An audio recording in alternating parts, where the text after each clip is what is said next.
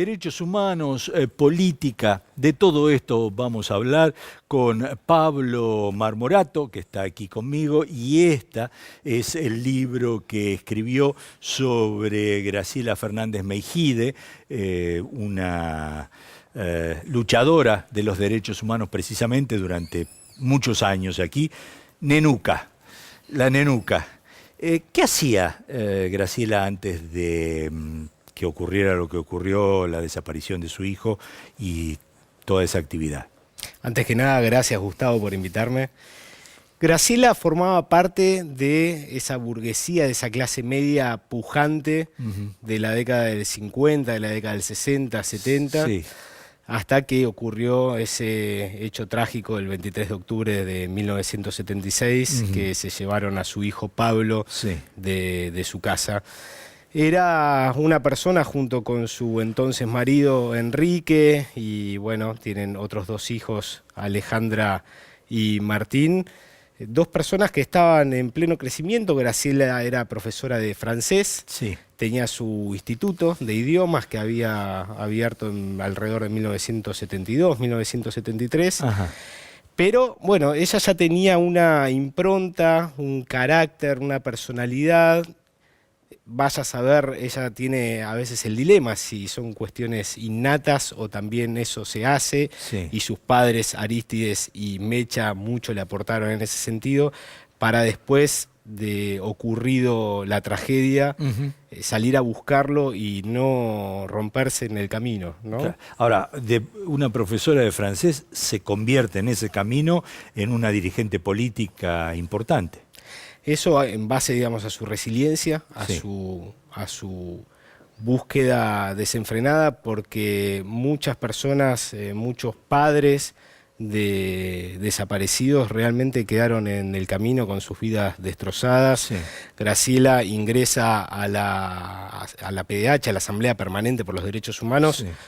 por un dato que le dieron, que había una posibilidad de poder hacer la búsqueda desde allí, y la PDH era el organismo de derechos humanos más político en Sí. ese entonces, y a partir de allí, enmarcada en la PDH, fue que logró, digamos, ir avanzando a puro tesón y a tientas, porque ella no era política, no era afiliada a ningún partido, Sí. por más que le interesaba la política. Sí, sí, por supuesto.